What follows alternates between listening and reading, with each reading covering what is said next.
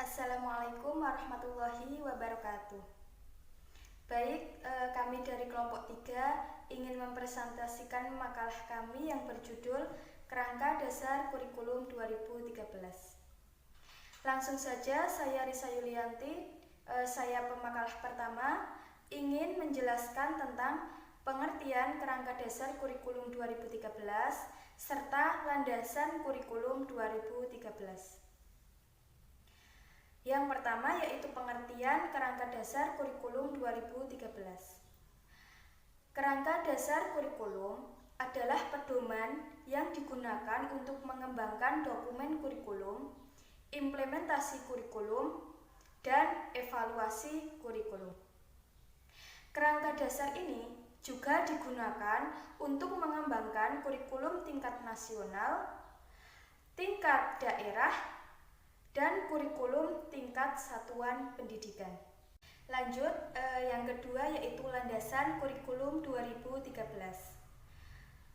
Kurikulum 2013 dikembangkan berdasarkan landasan yuridis, landasan filosofis, landasan teoristis, dan landasan empiris. Landasan yuridis yaitu landasan yang berdasarkan hukum. Sedangkan landasan filosofis itu landasan yang mengarahkan kepada manusia apa yang akan dihasilkan oleh kurikulum. Sedangkan landasan teoristis yaitu landasan yang memberikan dasar-dasar teori dalam pengembangan suatu kurikulum sebagai dokumen dan proses. Yang terakhir yaitu landasan empiris, yaitu landasan berdasarkan pelaksanaan kurikulum dalam suatu satuan pendidikan. Nah, secara rinci landasan yuridis akan saya sebutkan, yaitu yang pertama Undang-Undang Dasar, Undang-Undang Nomor 20 Tahun 2003 tentang Sistem Pendidikan Nasional. Kemudian Peraturan Menteri Pendidikan Nasional Nomor 23 Tahun 2006 tentang Standar Kompetensi Lulusan.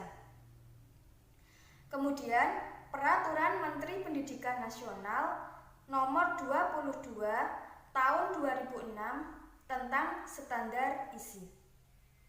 Sedangkan landasan yuridis lainnya dalam pengembangan kurikulum yaitu Instruksi Presiden Republik Indonesia tahun 2010 tentang pendidikan karakter, pembelajaran aktif, dan pendidikan kewirausahaan.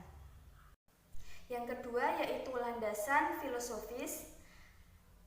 Saya akan menjelaskan sedikit landasan filosofis pengembangan kurikulum, bahwa secara singkat kurikulum adalah untuk membangun kehidupan masa kini dan masa yang akan datang yang dikembangkan dari warisan nilai dan prestasi bangsa di masa lalu, kemudian diwariskan serta dikembangkan untuk kehidupan di masa depan. Kurikulum selalu menempatkan peserta didik dalam lingkungan sosial budayanya, mengembangkan kehidupan pribadi individu peserta didik sebagai warga negara yang tidak kehilangan kepribadian dan kualitas untuk kehidupan masa kini yang lebih baik, dan membangun kehidupan masa yang akan datang dengan lebih baik lagi. Yang selanjutnya yaitu landasan empiris. Nah, telah kita ketahui bahwa pada saat ini perekonomian Indonesia terus tumbuh di tengah bayang-bayang resesi dunia. Momentum pertumbuhan ekonomi ini harus terus dijaga dan ditingkatkan. Generasi muda yang berjiwa wirausaha, yang tangguh, kreatif, ulet, jujur, dan mandiri diperlukan untuk memantapkan pertumbuhan ekonomi di Indonesia. Generasi seperti ini justru tidak muncul karena seleksi alam, tetapi karena hasil gemblengan pada setiap jenjang pendidikan dengan kurikulum sebagai pengarahnya. Nah, yang terakhir yaitu landasan teoritis. Landasan teoritis itu landasan yang berdasarkan teori-teori. Nah, kurikulum 2013 ini dikembangkan atas dasar teori pendidikan berdasarkan standar, serta teori kurikulum berbasis kompetensi. Nah, pendidikan berdasarkan standar di sini adalah pendidikan yang menetapkan standar nasional sebagai kualitas minimal warga negara yang dirinci menjadi standar isi, standar proses, standar kompetensi lulusan, standar pendidik dan tenaga kependidikan, standar sarana dan prasarana, standar pengelolaan, standar pembiayaan, dan standar penilaian pendidikan.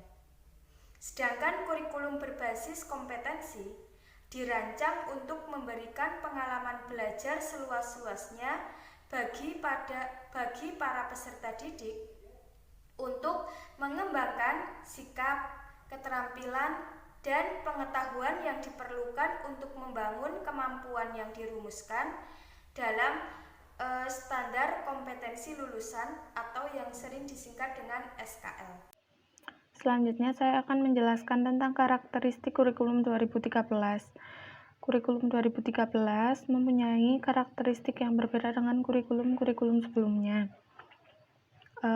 Di kurikulum 2013 ini lebih menekankan pada peserta didik dalam bidang kompetensinya, yang mana dapat diartikan bahwa peserta didik dapat menguasai, bahkan mampu sendiri menguasai materi yang diberikan oleh sekolah atau guru.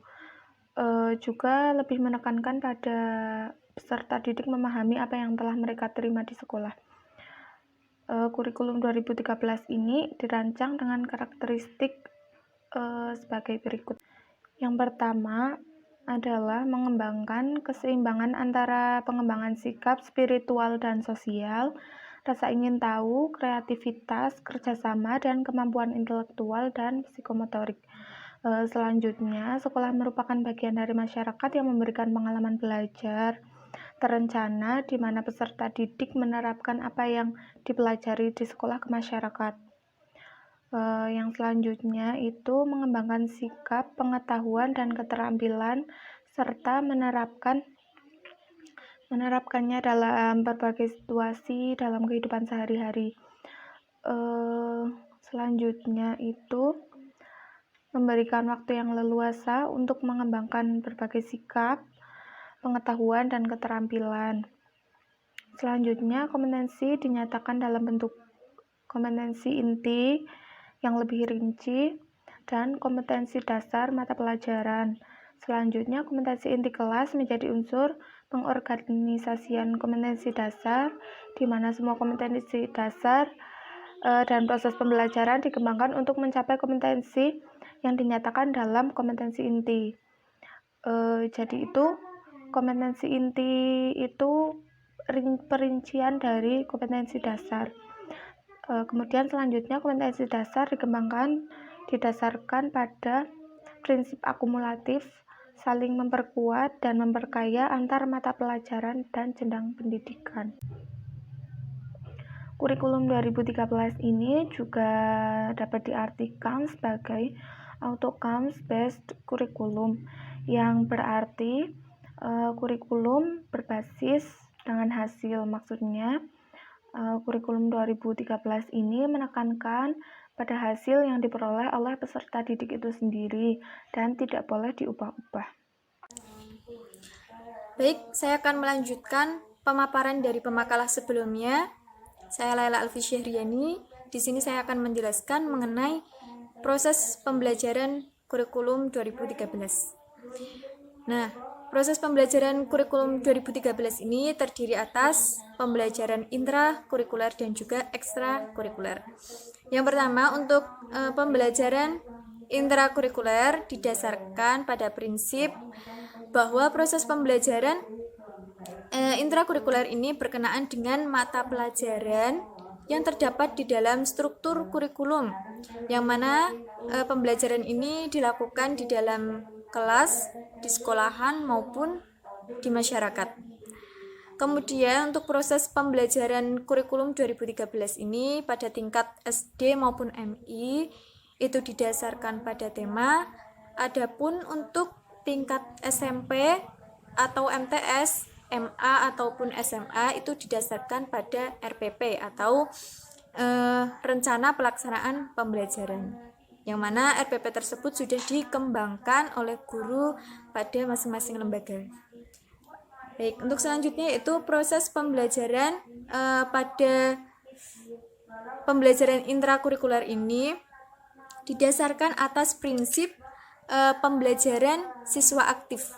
Nah, pembelajaran ini bertujuan untuk siswa agar mencapai kompetensi inti dan juga kompetensi dasar atau biasa kita sebut dengan KI dan juga KD. Nah, kemudian untuk proses pembelajaran kurikulum 2013 selanjutnya yaitu dikembangkan atas dasar karakteristik kompetensi, yaitu meliputi pengetahuan, psikomotorik dan juga afektif. Nah, proses pembelajaran ini dilakukan secara langsung dan juga secara tidak langsung. Untuk pembelajaran yang dilakukan secara langsung itu seperti proses pembelajaran pengetahuan dan juga psikomotorik, yang mana keduanya ini bersifat developmental atau pembelajaran yang dilatih. Jadi untuk pengetahuan dan juga psikomotorik ini pembelajaran langsung, yang mana pembelajaran itu dapat dilatih atau langsung berada tatap muka di kelas seperti itu. Nah, untuk pembelajaran yang secara tidak langsung atau diantaranya ada pembelajaran afektif atau sikap. Nah, ini bisa dilakukan proses pembelajaran atau proses pendidikan dimanapun siswa itu berada. Jadi tidak hanya di kelas maupun di sekolahan, seperti itu. Selanjutnya untuk proses pembelajaran kompetensi ini yang bersifat dilatih atau developmental tadi, yang mana diantaranya ada pengetahuan dan juga psikomotorik. Ini sifatnya harus berkesinambungan antara satu pertemuan dengan pertemuan yang lain dan saling memperkuat antara mata pelajaran satu dengan mata pelajaran yang lain. Seperti itu. Kemudian untuk proses pembelajaran tidak langsung atau pembelajaran afektif tadi atau kita sebut dengan sikap ya untuk lebih mudahnya, itu juga harus dicantumkan di dalam RPP atau rencana pelaksanaan pembelajaran. Walaupun secara tidak langsung bukan berarti tidak dicantumkan, tapi pembelajaran tidak langsung ini juga harus dicantumkan di dalam silabus maupun di RPP seperti itu. Nah, selanjutnya yaitu ada proses pembelajaran yang dikembangkan atas prinsip pembelajaran siswa aktif. Nah, ini bisa dilakukan dengan kegiatan mengamati, menanya, menganalisis maupun mengkomunikasikan. Nah, untuk mengamati ini sendiri bisa dengan membaca, mendengar dan juga menyimak. Kemudian untuk menanya di sini bisa dengan bentuk lisan maupun tulisan. Sedangkan menganalisis ini bisa dengan menghubungkan, menentukan keterkaitan dan juga menentukan cerita konsep. Nah, untuk mengkomunikasikan sendiri itu juga bisa dengan bentuk lisan, tulisan, dengan tabel, diagram ataupun yang lainnya. Nah, selanjutnya untuk proses pembelajaran kurikulum 2013 ini Di antaranya ada pembelajaran remedial. Nah, pembelajaran remedial ini dilaksanakan atau dilakukan setelah guru mengetahui tingkat pencapaian setiap siswanya. Jadi, pembelajaran remedial ini dilakukan untuk membantu siswa untuk menguasai kompetensi yang masih kurang. Nah, jika hasil tes tersebut masih belum memenuhi tingkat kompetensi, maka akan diadakan pembelajaran remedial. Nah, selanjutnya itu penilaian hasil belajar. Penilaian hasil belajar ini mencakup seluruh aspek kompetensi. Nah, jadi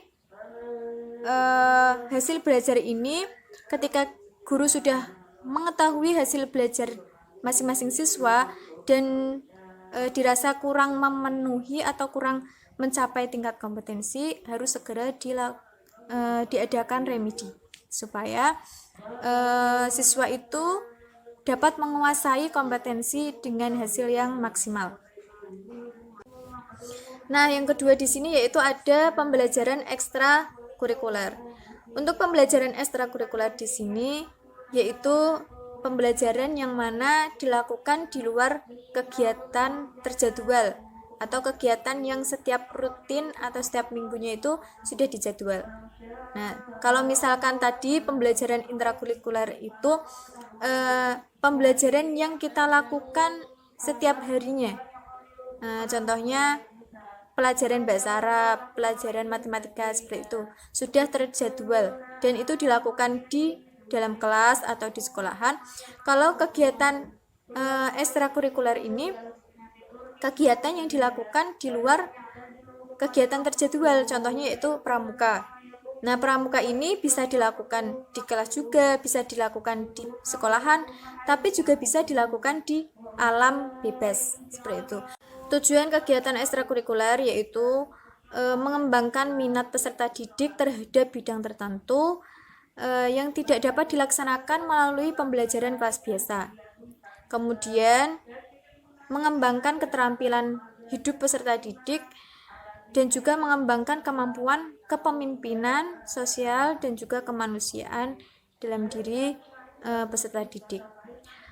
Kemudian kegiatan ekstrakurikuler ini juga wajib dinilai. Nah, hasil nilainya itu dapat digunakan sebagai unsur pendukung dalam kegiatan intrakurikuler. Ya, saya di sini akan melanjutkan penjelasan yaitu tentang prinsip kurikulum 2013. Apa saja prinsip kurikulum 2013? Itu ada 14. Yang pertama, dari peserta didik diberitahu menuju peserta didik mencari tahu. Maksudnya adalah dalam proses pembelajaran harus memberikan kesempatan kepada peserta didik untuk melakukan eksplorasi pengetahuan. Dan yang kedua yaitu dari pendidik sebagai satu-satunya sumber belajar menjadi belajar berbasis aneka sumber belajar. Jadi sekarang itu sumber belajar tidak hanya dari seorang guru, tapi sekarang seorang siswa bisa mengakses dari internet juga. Nah, yang ketiga yaitu dari pendekatan tekstual menuju proses sebagai penguatan penggunaan pendekatan ilmiah. Bagaimana maksudnya? Yaitu tekstual itu berarti ada ide atau pemahaman yang didasarkan kepada sumber tertulis atau teks untuk disajikan kepada peserta didik. Dan yang keempat yaitu dari pembelajaran berbasis konten menuju pembelajaran berbasis kompetensi. Bagaimana itu caranya? Pembelajaran berbasis konten menitik beratkan kepada bagaimana peserta didik mengetahui isi materi yang disajikan oleh guru. Jadi sama-sama berbasis konten dan berbasis kompetensi itu seimbang sekarang.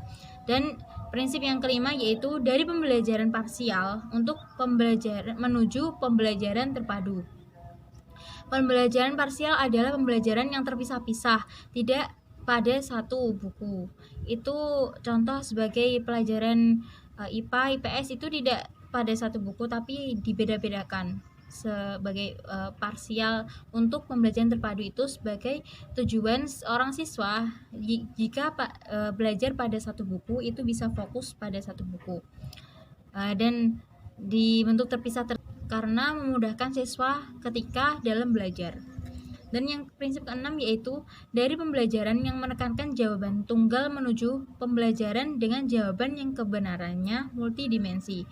Kebenaran jawaban peserta didik tidak tunggal. Sudut pandang peserta didik harus diterima oleh guru dari berbagai sisi. Jadi si guru tidak gampang menyalahkan seorang murid karena metode prinsip pembelajaran kurikulum 2013 ini adalah siswa yang aktif. Dan prinsip yang ketujuh yaitu dari pembelajaran verbalisme menuju keterampilan aplikatif. Pengetahuan yang diperoleh peserta didik bukan hanya sekedar hafalan, tetapi juga diungkapkan, akan tapi harus mampu dan terampil menggunakan pengetahuan tersebut untuk memecahkan persoalan-persoalan yang dihadapi. Jadi tidak hanya menghafal tapi juga memahami. Dan yang ke-8 yaitu peningkatan dan keseimbangan antara keterampilan dan keterampilan mental. Apa itu fisikal itu pada hard skill dan mental itu pada soft skill. Hasil proses pembelajaran yang diikuti peserta didik harus menuju peningkatan kompetensi dan adanya keseimbangan di antara keterampilan fisikal dan keterampilan mental. Dan yang ke-9 yaitu pembelajaran yang mengutamakan pembudayaan dan pemberdayaan peserta didik sebagai pembelajaran sepanjang hayat. Guru mengembangkan pembiasaan yang baik, norma yang baik itu berguna untuk pembelajaran selanjutnya. Dan yang ke-10 yaitu pembelajaran yang menerapkan nilai-nilai dengan memberi keteladanan, ingarso sang tulodo, membangun kemauan ing madya mangunkurso, dan mengembangkan kreativitas peserta didik dalam proses pembelajaran, yaitu tuturi handayani. Dalam hal ini, guru perlu menempatkan diri sebagai fasilitator yang dapat menjadi teladan, memberi contoh bagaimana yang baik, bagaimana memilah-milah menjadi teman belajar atau di belakang yang selalu mendorong, selalu motivasi seorang murid. Dan yang ke-11 yaitu pembelajaran bisa berlangsung di rumah, di sekolah, di masyarakat. Di rumah itu bisa didampingi dengan orang tua, di sekolah bersama dengan guru, di masyarakat itu seorang siswa menerapkan langsung dari apa yang dipelajarinya, langsung terjun pada masyarakat. Dan yang ke-12 yaitu pembelajaran yang menerapkan prinsip bahwa siapa saja adalah guru, siapa saja adalah siswa, dan di mana saja adalah kelas. Dalam hal ini terjadi komunikasi multi arah, bukan lagi komunikasi satu arah yang bersumber dari guru. Jadi bisa dari berbagai yang lain, dari teman atau dari siapapun, yang paling intinya yaitu untuk menjadi pengalaman seorang siswa. Dan yang ke-13 yaitu pemanfaatan teknologi, informasi, dan komunikasi untuk meningkatkan efisiensi, efektivitas pembelajaran. Jadi sesuai dengan perkembangan teknologi sekarang, khususnya dalam pembelajaran, guru dituntut dapat memanfaatkan teknologi, tidak hanya kepada dirinya sendiri, juga kepada seorang murid, karena sekarang kemajuan teknologi sangatlah pesat. Dan yang ke-14 yaitu pengakuan atas perbedaan individual dan latar belakang budaya peserta didik. Guru harus mengembangkan semangat menghargai sesama peserta didik, baik perbedaan individual ataupun latar belakang peserta didik, agama, ras, dan budaya itu seorang guru tidak boleh membedakan. Terima kasih. Baik, di sini saya akan menjelaskan mengenai kerangka kurikulum 2013. Nah, di dalam proses pengembangan kurikulum 2013 ini digambarkan di dalam diagram kerangka kerja kurikulum 2013. Nah, di antaranya yaitu yang pertama diawali dengan analisis kebutuhan masyarakat, kemudian ada analisis tujuan pendidikan nasional. Jadi sebelum kurikulum itu dikembangkan, dalam proses pengembangannya maka harus dirancang sesuai dengan tujuan pendidikan nasional, seperti itu. Kemudian selanjutnya analisis terhadap kesiapan peserta didik. Nah, jadi di dalam proses pengembangan kurikulum dilakukan analisis kesiapan peserta didik, siap atau tidak ketika kurikulum itu diterapkan di dalam pembelajaran kelas atau dilakukan oleh peserta didik itu sendiri. Terus selanjutnya yaitu ada pengembangan SKL. Jadi dikembangkan standar kompetensi lulusan yang sudah ada ke standar kompetensi kelulusan yang baru. Jadi dari SKL yang sudah ada dikembangkan ke SKL yang baru. Setelah itu dilakukan kajian terhadap desain kurikulum 2006 yang mana didasarkan pada KTSP dan juga peraturan Menteri Pendidikan nomor 22 tahun 2005 terkait standar isi. Nah, jadi di situ nanti dilakukan atau diadakan kajian mengenai desain kurikulum 2006. Baru setelah itu dikembangkanlah kerangka dasar, ya, yang mana di dalamnya itu mencakup kerangka filosofis, yuridis, dan juga konseptual. Nah, setelah mengembangkan kerangka dasar, kemudian ditetapkanlah struktur kurikulum, yang mana di dalamnya itu terdapat KI atau kompetensi inti dan juga KD kompetensi dasar. Nah, setelah dirumuskan atau ditetapkan struktur kurikulum, lalu dikembangkanlah silabus. Nah, setelah itu baru mengembangkan buku siswa dan juga buku guru atau buku pegangan guru. Seperti itu. Inilah tadi pemaparan dari kelompok kami mengenai telaah kurikulum 2013. Terima kasih. Syukron katsiran ala husni ihtimamikum wal afu minkum. Wassalamualaikum warahmatullahi wabarakatuh.